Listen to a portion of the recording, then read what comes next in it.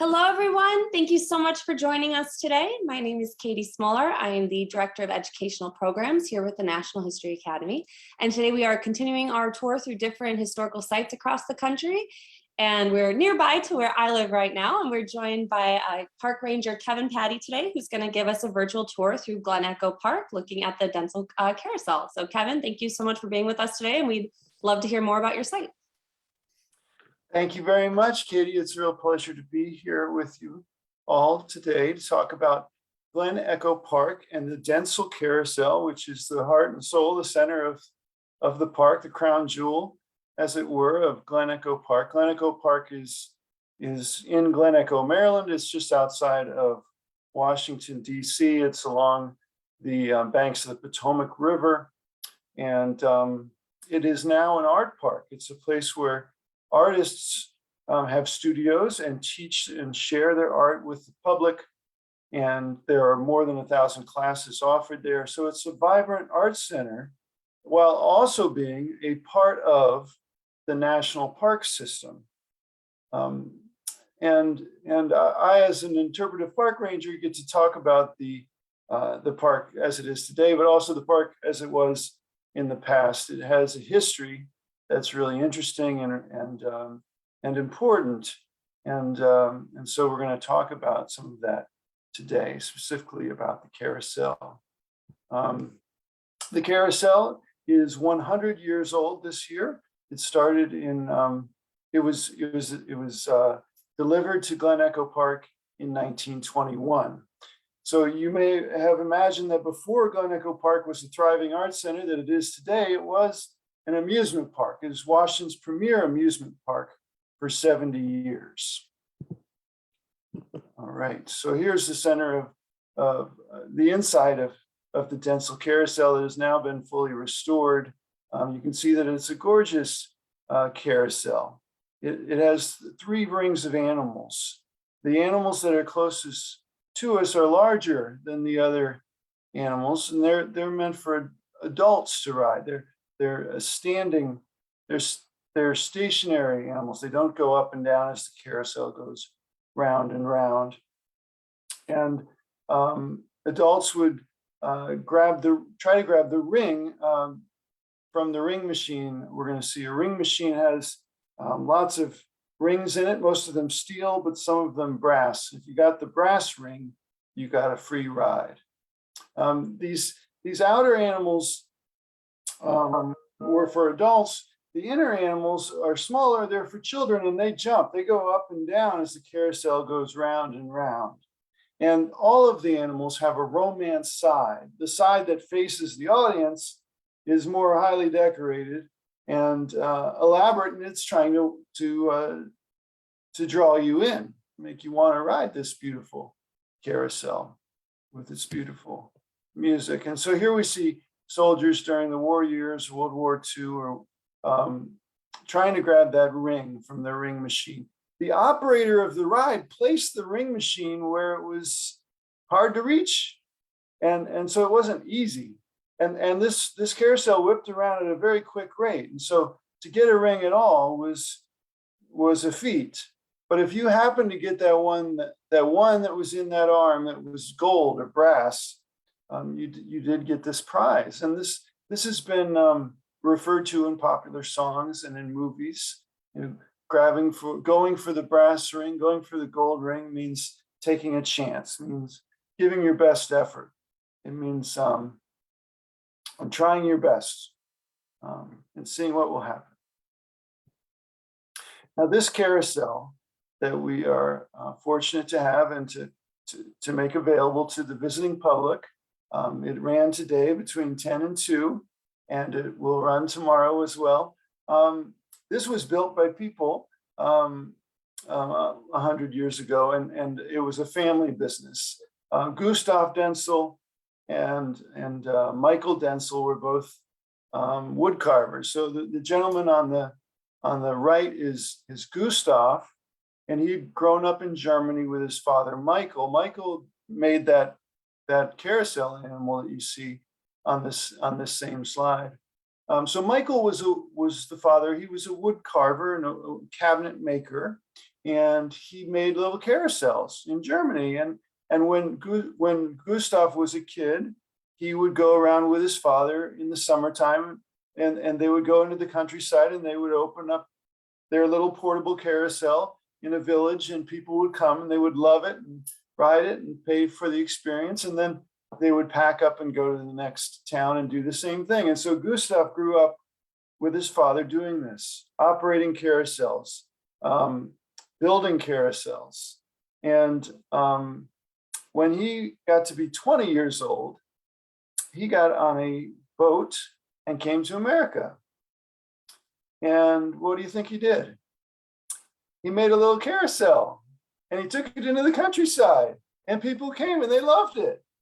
And so when he's 24 years old, he starts a factory in the Germantown section of Philadelphia. And he, on the ground floor, has machine tools. And then on the second floor, he has carvers, men carving animals out of wood. And then on the third floor, he has painters painting all of these animals to make them look finished. And they make 2 of these carousels every year, sometimes 3 carousels per year in that factory in Dentzel, in Germantown, Philadelphia. Now, this gentleman, Salvatore Cernolari, came from Italy. He learned wood carving from his father in Italy. And when he was in his young 20s, he sought a better life. And so he got on a boat and immigrated to the United States of America. And when he got here, he ended up in Philadelphia. He found a wealthy man who was building one carousel for his private piece of property. And Salvatore helped him do it. He helped him get that job done. And when the carousel was complete, the job was over. Salvatore needed another job. So he asked around. He said, is anyone else hiring wood carvers in Philadelphia?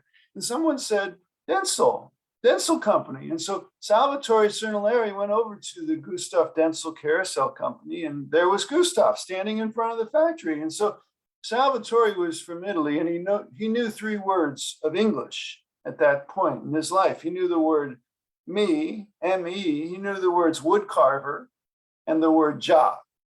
And so he said to Gustav, me, wood carver, job? Gustav Dentzel was German. He didn't speak much English. He wasn't able to fully understand. And so they were unable to communicate. And Salvatore Cernolari walked away thinking there's no job. And he needed a job. He needed to pay room and board, or he would lose his place to live. And he was a religious person, and he went to church and he prayed that he might find a job. When he came out of church, it was very hot and he was thirsty.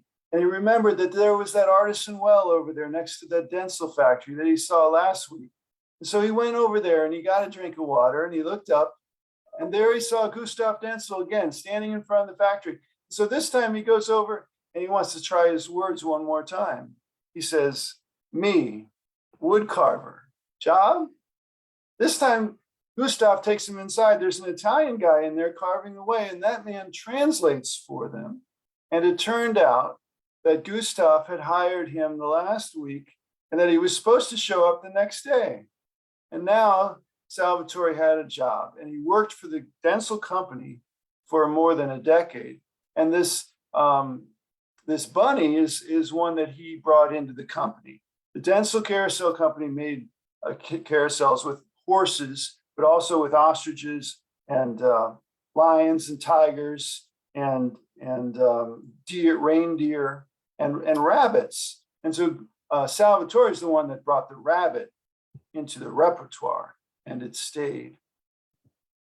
And so he's one example of an immigrant. This carousel was built by immigrants, by largely German and Italian immigrants, and by the sons of immigrants.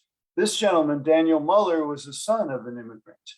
His father worked for the Dentzel Company as a carver, and he died at a young age. Daniel's father died at a young age, and Daniel and his brother, Alfred, were sort of taken in as like sons by Gustav Dentzel. And so they learned this trade at a young age. Daniel also went to the Pennsylvania School of the Fine Arts and studied formally studied the arts. And he is thought of as one of the best wood carvers to work in the carousel building business. And at a certain point, the Muller brothers, Daniel Muller and his brother Alfred, they leave the Dentzel Company. They start their own carousel company, the Muller Brothers Carousel Company. And they don't make it as a company. The company folds, and then they're welcomed back to the Dentzel Company, and they continue to work for the Dentzel Company. And here you can see what I think is a Daniel Muller carving. And you can see just how graceful, how beautiful this carving is. You can see the veins in the nose of the horse. So Daniel Muller, this is a piece of wood, and Daniel Muller made it into a horse, and it's lovely. Now, this carousel is a product. It's something that somebody bought and decided to put it at Glen Echo Park. And so when we think about this carousel being in our park for 100 years, we have to recognize the person that bought it. And that shorter gentleman on the right who's shaking hands, Leonard Schloss, he was the manager of the Glen Echo Amusement Park for decades. And he promised the public a new attraction every year. When he became the park manager, that's what he was saying. We're going to have a new ride, a new feature to this park every year. And in 1921, he bought the Dentzel Carousel, and he installed the Coaster Dips roller coaster, which was a great big wooden roller coaster that was very scary and very fast. And so those two attractions, 1921 was a good year for Glen Echo Amusement Park, and the park was really in its prime. Now this carousel, it's a visual splendor. You've seen that. The animals are gorgeous. The overall appearance of the inside of the carousel, even the building outside, it's all a visual splendor. But the ride depends on music, doesn't it? And so an organ provides the music for the Dentzel Carousel, and this is it. The Wurlitzer military band organ, created by Franz Rudolf Wurlitzer's company, Wurlitzer Organ Company, and he was a German immigrant. And his company was in New York. And then when Franz Rudolf Wurlitzer left the business, his son ran the company and did so during the time that this organ was made. Now, this is a band organ, meaning that there are saxophone pipes in there, there are flute pipes, clarinet pipes. You can see a snare drum on the right and a triangle. It has a glockenspiel. It has castanets there. So it's run by air power. It's an electric machine, and the air power causes these pipes to sound. And there are paper rolls, like a player piano has paper rolls with holes in it. Holes in these paper rolls tell the machine what to do, what pipes to release air into. And that's what makes this organ sound. We still use this organ every day. We still use paper rolls to make it play, just as it was used 100 years ago. Glen Echo Amusement Park was a place to go. You know, people that came to Washington, D.C. To support the war effort during World War I, during World War II, when D.C. got so much larger because of this need to support the war effort. Young adults could get away from their cares and have fun. They could get away from thinking about the war for a few hours and ride a roller coaster and ride a carousel and eat popcorn and dance to a swing band or do so many other entertaining things at this amusement park. So it was really a destination for people, and people got there on the streetcar. Now, this amusement park, Glen Echo Amusement Park, was owned and operated by the same company that ran streetcars or trolleys through Washington, D.C. In the 30s and 40s, it was the predominant form of transportation. People, not everyone had automobiles. So in Washington, D.C., you'd either walk or you'd use the streetcar. And to ride the trolley, you needed a trolley pass. And these passes were good for 1 week, the 19th week of the year, or the 20th week of the year, the 21st week of the year, for the whole week. Now, as you can see, each pass has a picture of the amusement park. So if you're a 12-year-old kid and you get that pass on the way to grandma's house, you might say, "Hey, Johnny, let's go swim in the crystal pool. We'll see grandma tomorrow. Let's go have fun. Let's go ride that roller coaster." Because if you got that pass on a hot day, you might want to go to Glen Echo Amusement Park. Now, there's a good story that I'd like to tell you, and that's that on Friday nights, kids would often line up outside of office buildings in downtown Washington, D.C. Why would they do that? They knew that some of the people up in that office buildings, when they came down and got on that streetcar, they were done with their week. They had worked Monday through Friday, and now their week is over and they're on their way home. But they have that pass, and there's still some time on that pass. So if the kid could say, "Mister, hey, listen, I would love that pass. If you're done with it, I would love to have it." If the child got that pass, now he has a ticket to ride. He has the ticket to go wherever he wants to in Washington, D.C. As a 12, 13-year-old kid, he could probably do that without any trouble from his family. And he might like to go to Glen Echo Amusement Park and have fun. The tragedy of this story is that fun wasn't available to everybody. Here you can see that this was a park that was segregated. You see all white people in this park. Like this was a segregated amusement park for most of its operation. Now, there's a poem by Langston Hughes that I'd like to read to you now, and it's called "Merry-Go-Round." He says, "Where is the Jim Crow section of this merry-go-round, mister? Because I want to ride. Down south where I come from, white and colored can't sit side by side. Down south on the train, there's a Jim Crow car. On the bus, we're put in the back. But there ain't no back to a merry-go-round. Where's the horse for the kid that's black?"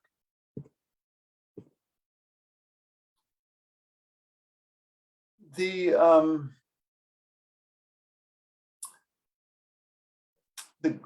Greensboro, North Carolina sit-ins of 1960, where African-American protesters did a sit-in at a drugstore lunch counter and had success at changing the policy of integration. This was an inspiration to a group of Howard University students led by Lawrence Henry, the gentleman on the left of the screen sitting at the lunch counter. Lawrence Henry was a Howard University divinity student, and he was inspired by what had happened in Greensboro in February of 1960. And so he decided to form a group of his fellow students at Howard, and that they would do protests and sit-ins. And they did some at lunch counters, drugstore lunch counters in Arlington, Virginia. And there you see them doing that at the lunch counter, and you can see that they're getting some reactions. It turned out that Arlington, Virginia was the headquarters for George Lincoln Rockwell's American Nazi Party. And you can see in the picture on the left that American Nazis are counter-picketing. They're in favor of segregation, and they're saying so. And the Howard students are against segregation. And so this contrast, this conflict, these two opposing sides meeting like this brought some attention, brought some media attention.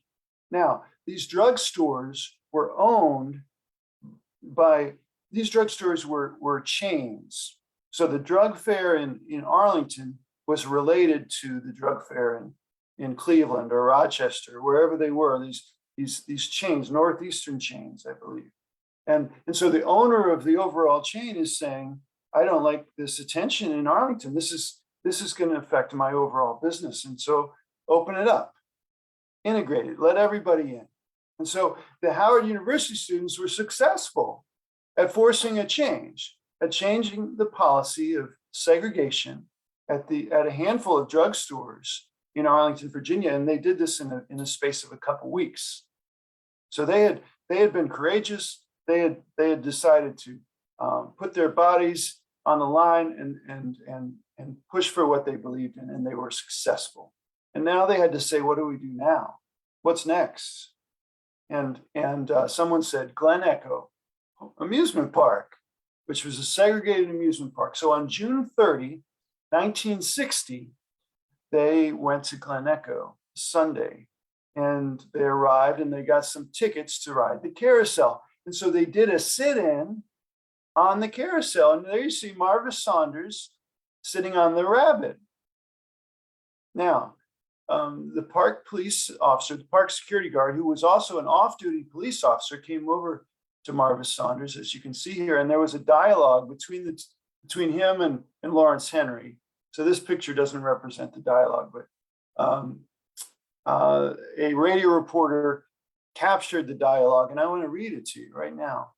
Francis Collins is the police officer. Lawrence Henry is the protester. Francis Collins says, "Are you white or colored?" Lawrence Henry, "Am I white or colored?" Collins, "That's correct. That's what I want to know. Can I ask your race?" Henry, "My race, I belong to the human race." Collins, "All right. This park is segregated." Henry, "I don't understand what you mean." Collins, "It's strictly for white people." Henry, "It's strictly for white persons?" Collins, "Uh-huh. It has been for years." Henry, "You're telling me that because my skin is black, I cannot come into your park?" Collins, "Not because your skin is black. I asked what your race was." Henry, "I would like to know why I cannot come into your park." Collins, "Because the park is segregated, it's private property." Henry, "Just what class of people do you allow to come in here?" Collins, "White people." Henry, "So you're saying you exclude the American Negro?" Collins, "That's right." Henry, "I see." These protesters were arrested at Glen Echo on June 30, 1960.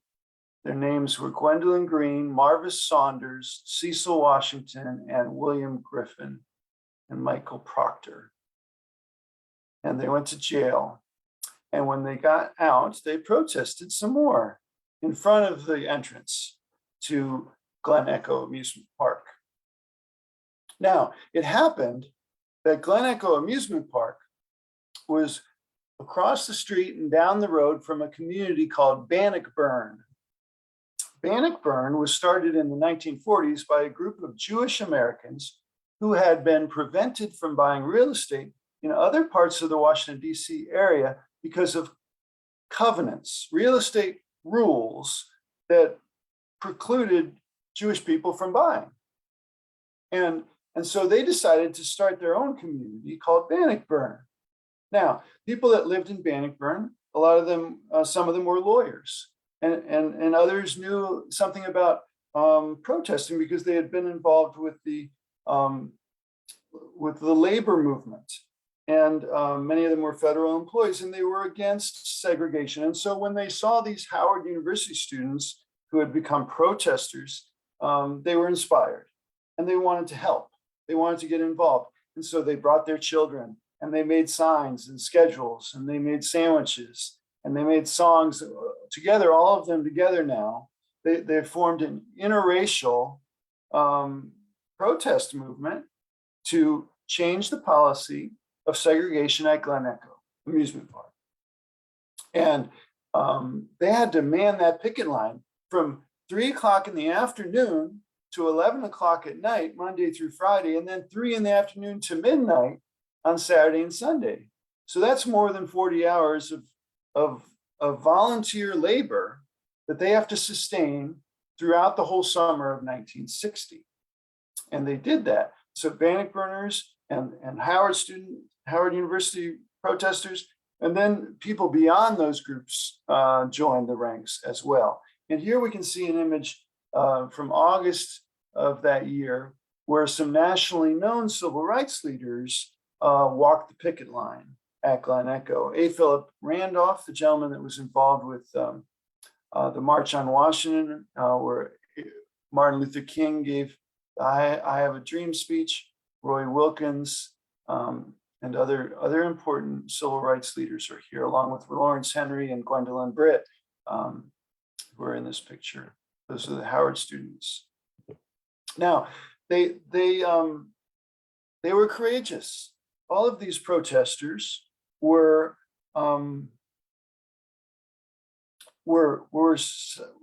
taking some risk. They faced counter picketing, and they faced harassment. They faced intimidation, the threat of violence, and they were courageous in the face of those things. Dion Diamond, there you see, is an African American protester protesting. He's one of the Howard students, and he is going forward in the face of these counter picketers, these people that want segregation to continue. Some of them with American Nazi armbands on their arms. The owners of the amusement park did not give in quickly, as you've gathered.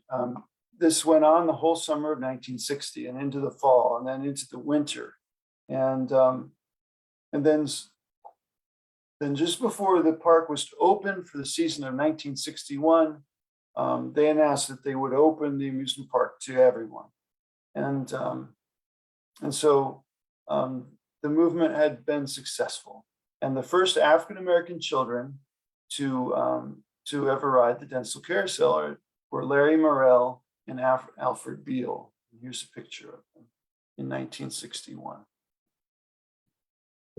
In 2005, the National Park Service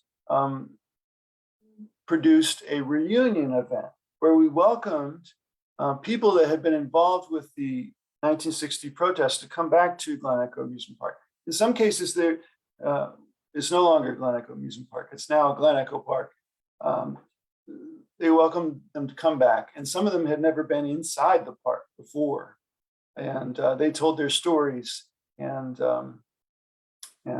told of what they had faced and what they had worked to overcome. And it was a great event. The gentleman in the center with the blue shirt below the brick column is Dion Diamond, the man that we saw just in the last slide, facing those counter picketers. The lady on the far right with the red top, Gwendolyn Britt was her name there.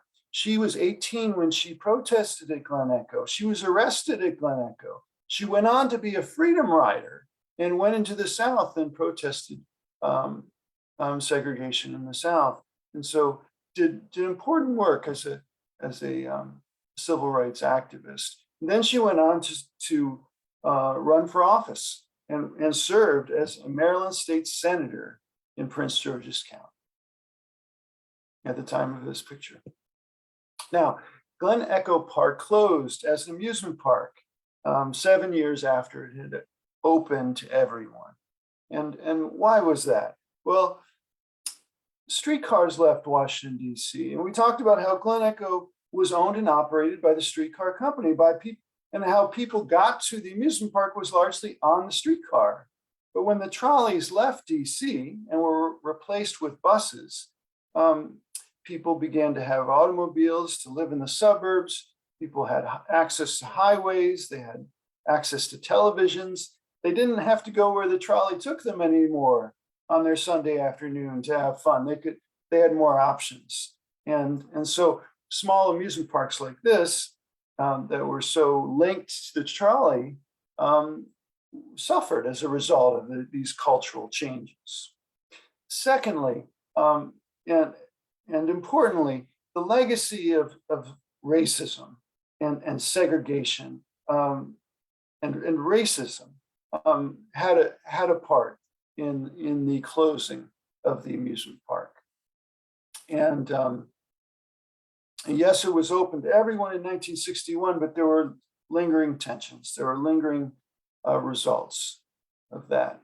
And then thirdly and importantly, the value of the land became a part of why the amusement park closed. What do you mean? Well, Glen Echo Amusement Park had started off being far from the city, very separate, very remote. But by the 1950s and 1960s, Glen Echo Amusement Park was just where people wanted to live.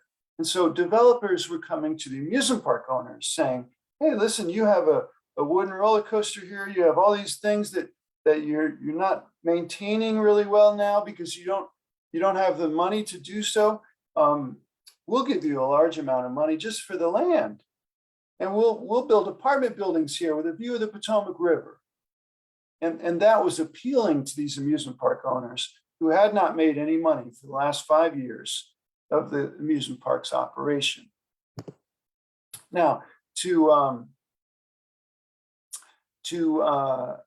protect the Potomac River was from development, the banks of the river from development was an important goal of the federal government. Lyndon Baines Johnson, President Johnson, had said in a national address that he wanted to clean up the Potomac River. The water quality was very poor, and he wanted to protect the banks of our nation's river from development. And so when development was so active in the 1960s, the federal government noticed that Glen Echo Amusement Park was being eyed by developers, and they offered a land swap. The federal government traded nearly a city block in Northwest Washington, D.C. to acquire Glen Echo to protect it from being developed. And so they did that. And now they have a park that, as you can see from this image, is in disrepair. And so the National Park Service was given the responsibility to manage this park. And we had some meetings in the ballroom, and the public was invited to come to these meetings. And we essentially asked the public, what should we do with this place? We don't run old amusement parks. What should we do with it? And Glen Echo Amusement Park had a prior life. Before it was an amusement park, it was a Chautauqua, a place where you can go in the summer to go to book discussions and musical performances and religious programming. The Methodist Church had started this movement, the Chautauqua movement, in the 1870s. It first started in Chautauqua, New York, on Lake Chautauqua. And it became a nationwide movement. There were traveling Chautauquas, like there were traveling circuses. And so it was very popular before radio was popular in the late 1800s and early 1900s. So Glen Echo was a Chautauqua. And then the Chautauqua failed and it became an amusement park. So now, once the amusement park had closed, the public is saying to the Park Service, Chautauqua, you should open something of a Chautauqua again. And so we did. We invited the artists to come and to occupy these buildings that were safe to occupy and to start teaching their art to the public. And that's what has gone on at Glen Echo since the early 1970s. Now, this lady, Nancy Long, is 91 years old, I believe, and she grew up in Glen Echo. And when the amusement park closed in 1968, and they sold off features of the amusement park, Nancy Long noticed that. So they sold the roller coaster cars to another park. They sold the airplane cars, and they sold the carousel. They sold the carousel to a man in California, and he was going to move the carousel to California. And Nancy Long called him up and said, listen, I want to work out a deal where I can buy this carousel from you.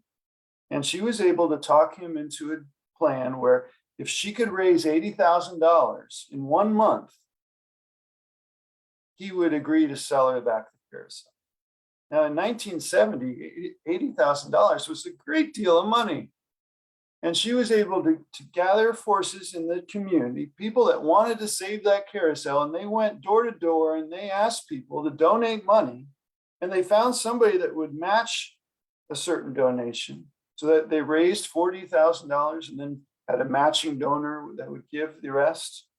And they were able to buy the carousel back from the man in California and thus keep it in Glen Echo. And there was one condition: when Nancy Long gave the carousel to the National Park Service, after she had led the charge to buy it, she gave it to the Park Service saying that this should be a ride for the public. It shouldn't be a museum object only to look at. No, this should be something that everyone can enjoy. And so it is. You can ride it tomorrow between 10 and 2 if you're in the DC area. Now, the carousel was saved from being moved, but it was in disrepair, and it was nothing like it had been when it was brand new.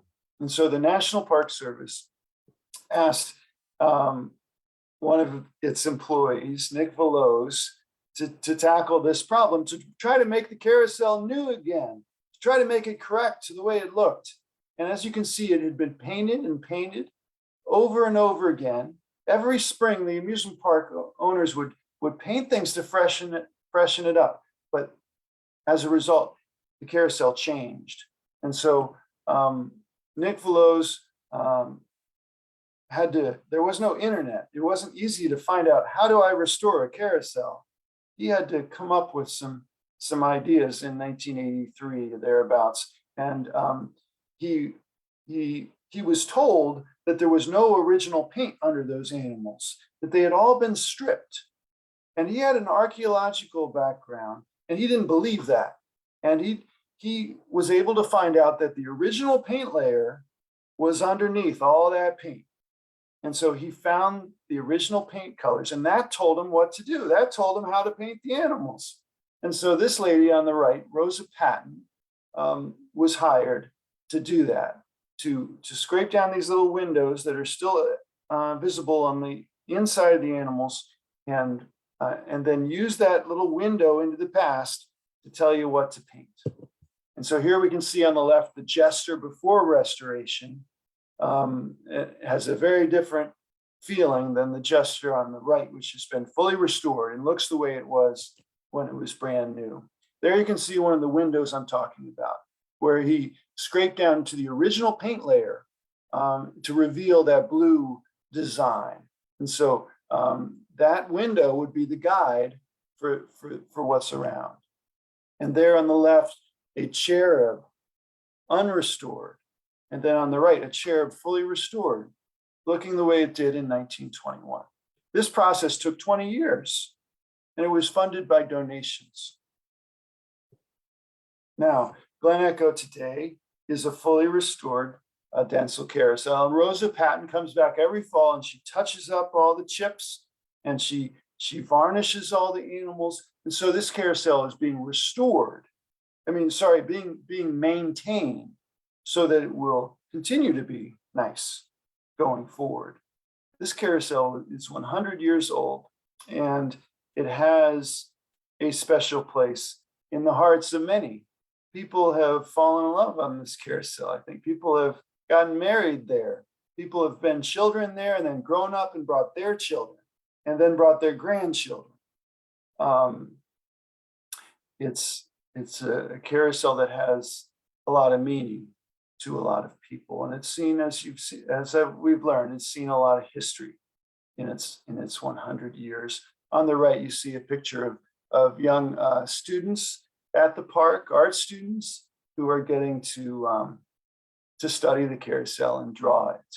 You know, the carousel is 100 years old, but to a 4-year-old or a 5-year-old or a 7-year-old riding that carousel for the first time, it's brand new. And it works just as well as it did 100 years ago. It's the music, the beautiful artwork.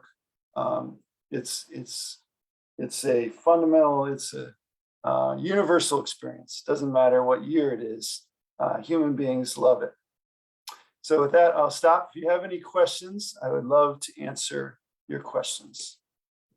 Yeah, Kevin, that was great. We were just saying in the chat too, just what a phenomenal story behind all of this. So we've got some questions. We're going to bring on Ben Kellerholz now. He is our intern with the National History Academy. So Ben. Thank you. And thanks, Kevin. That was really an amazing presentation. Many of the questions that have come up, I believe you answered shortly after they were asked. So I'll get to some that you didn't touch on so precisely. Let's see. First one would be about the universality of carousel designs. Back decades and decades ago, and by the 50s, were carousels starting to look very similar, or was this an example for others? What was that like? There was a golden age of carousel making from 1870 up until the Great Depression in 1930. There were carousel companies, and there were lots of amusement parks, and electricity had become readily available by that time. And so carousels were made out of wood like this, and used in parks and fairgrounds and amusement parks and town centers. And so there was a golden age. And then after the Great Depression, there were other forms of carousels. Today you'll find carousels that are made with fiberglass animals instead of wooden animals, because it's cheaper or easier to do. The Dentzel is credited for being one of the first to bring the carousel to America. There are, I've lost track of your question, but there are still carousels made today, and it's evolved. The process has evolved. So they're not always wooden animals anymore. Thank you. Yes, it's very interesting development, and it's something that we all grew up around, or many of us grew up around, but you've really lightened up some of the rich history about that evolution. Let's see.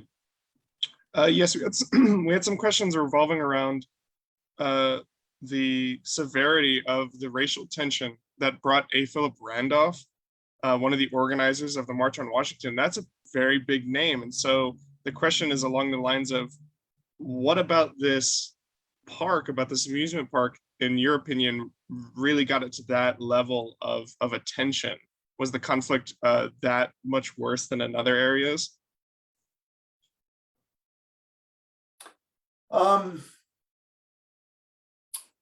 June 1960 is early in the overall civil rights movement, and this was one of the first interracial efforts. This certainly was a regional story, if not a national story. This case ended up going to the Supreme Court, and it got the attention of national leaders like A. Philip Randolph. It got the attention of important politicians. Robert F. Kennedy played a part in this, and also some celebrities. Sammy Davis Jr. was talked to by the Howard protesters about doing a benefit for this. So this was a big struggle to win integration, and yeah, it got the notice of those leaders, and in addition to those leaders, there were politicians that came to support this as well. Fascinating. And as you've indicated, it turned out, it ended up in a victory for those leaders. That's amazing. So I think for our final question, as again, you've touched on so many great details and so many aspects of this, it's awesome. Our final question would be, what's your favorite part of your job? What would someone that is interested in this line of historical preservation, what would they have to look forward to? For you, what's the best part? For me, the best part is doing this, telling the stories of these special places and learning the history. You know, I've done this for more than 20 years, and I've learned a lot about America that I didn't know by being in these special places and learning their stories and learning the people that are associated with them. all of these parks that I work at have amazing stories, and so to discover those stories, to uncover them, to really in the place where they happened, and then to be able to tell people about it who don't know, people that show up at Glen Echo or at Clara Barton National Historic Site or Theodore Roosevelt Island, and they love the island, they love the house, they love the carousel, but they don't know some of these things about its history that make it so meaningful and so important. So to be able to, on a Saturday afternoon, when just uncover some of that for somebody, and let them know that meaning, that's really gratifying to be able to do that, because these are all national park sites, and national park sites tell us about us. They tell us about who we are, about our history, and so being an educator is really the most fun part of my job. Beautifully said. And Kevin, we appreciate all that you do and really appreciate you taking the time to be with us today. You're welcome. Thank you for having me. All right. And thank you everyone for joining. And thank you, Ben, as always, for your help. And we'll be back here next week, same time, as we continue exploring different sites across the country. And we hope to see you back. And everyone have a wonderful rest of your day.